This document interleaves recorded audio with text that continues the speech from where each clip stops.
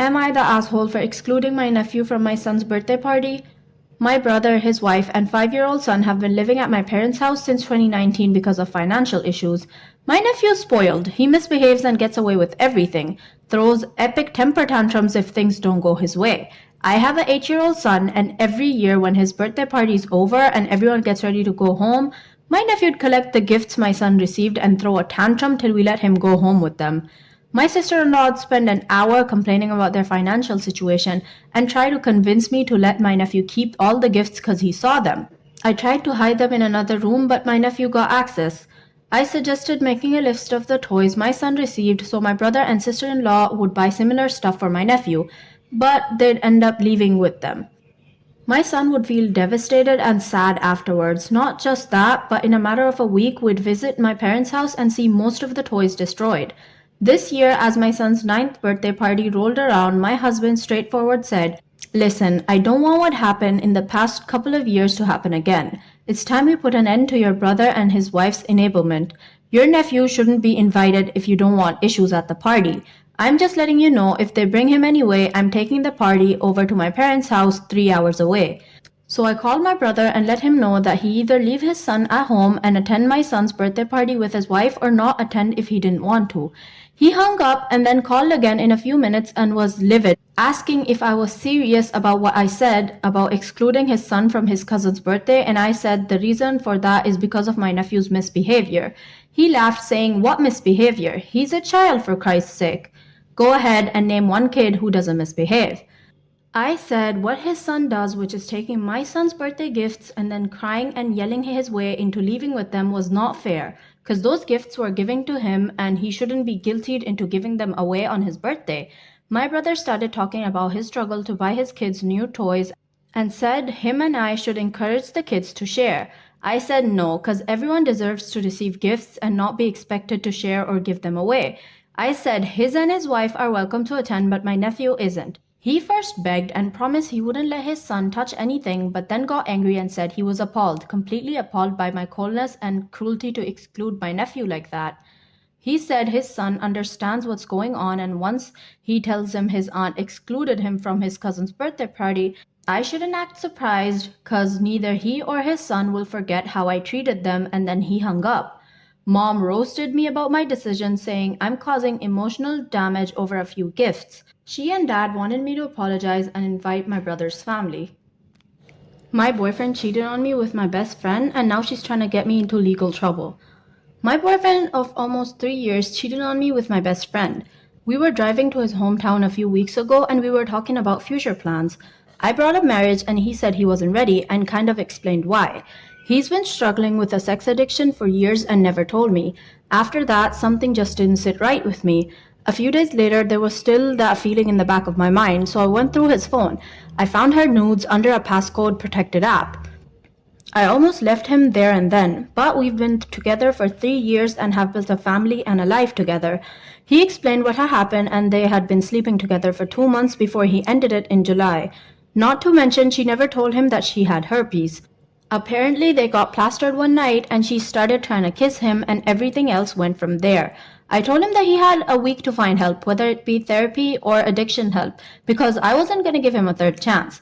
As for my so-called best friend, I told her to never step foot on my property again and return my key to my mailbox. I called her out for sleeping with my boyfriend, and her only response was, "So?"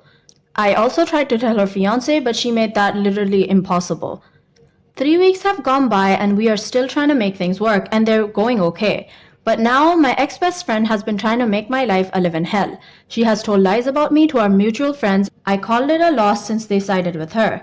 I know she never told them the truth about why we were no longer friends, and when I told them the truth, they said she had already told them what happened and they believe her.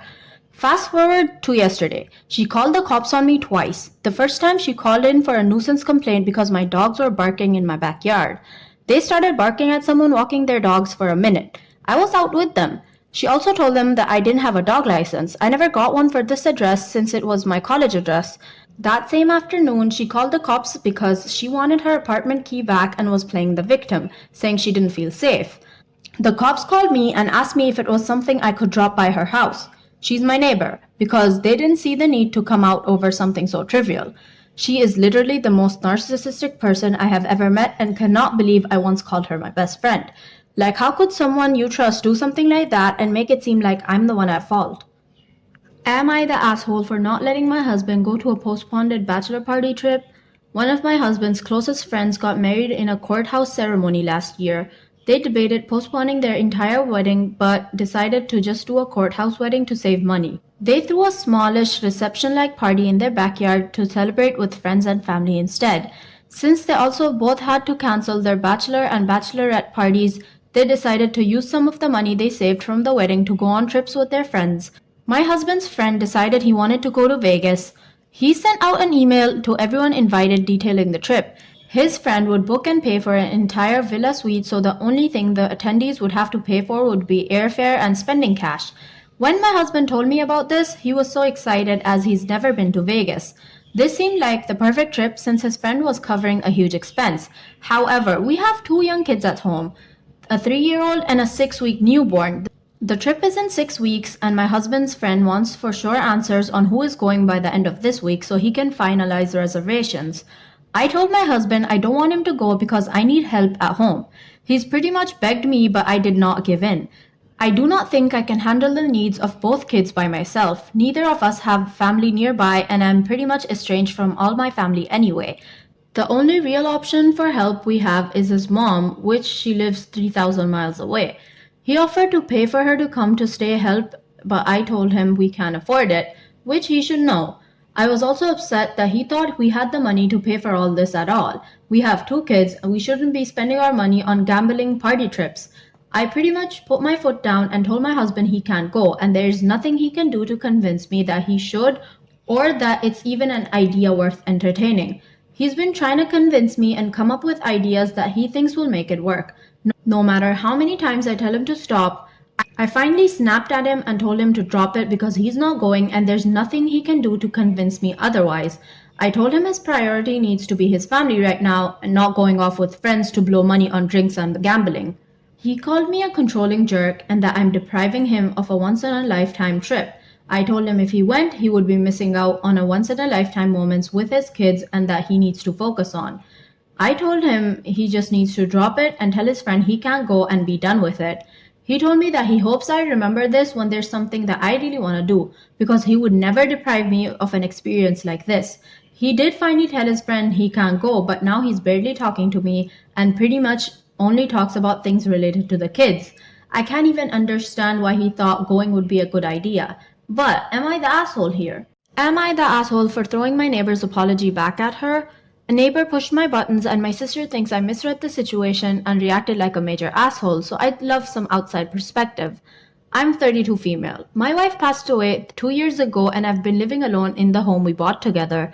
About 3 months ago, a single mom, Rachel, with a 5-year-old son, started renting the home next to me. I met them when they were moving in. The boy was running around my yard while she was unpacking. I brought out my dog and let the boy play with him so the mom could get some stuff done. She was grateful and would say hey and wave whenever we saw each other out. Rachel started coming over and asking me to watch her son. I did, twice. Both times she stood there and laid out all of her problems with her son's school, her ex, her mom. I couldn't get a word in. Every response of mine would be ignored or talked over. I've definitely met plenty of people like this before and it irritates the hell out of me. I chalked it up to single mom stress. She just needed to vent. I asked if she wanted to come over for coffee or hang out for a bit, because maybe when her son's not around she can relax. Nope. She stood there in front of my room when I let her in and wouldn't move from that spot. I tried to get her to sit down on the couch. Let's go to the kitchen, make some coffee. Did you want to go out into the patio? She didn't budge because she was too busy yelling/ranting, and I couldn't get a word in. If I did, it would completely be ignored like I wasn't even there. In the middle of a rant, I firmly said, I'm sorry, I can't be your therapist. You know nothing about me because you won't listen to anything I say. It sucks. Can you yell at someone else? She was a bit stunned and said, yeah, I guess so, and left. 2 days later, she knocked on my door with her son, and when I answered, she said she has an appointment and asked me to watch him. I replied, I'm not a daycare, Rachel, and shut the front door.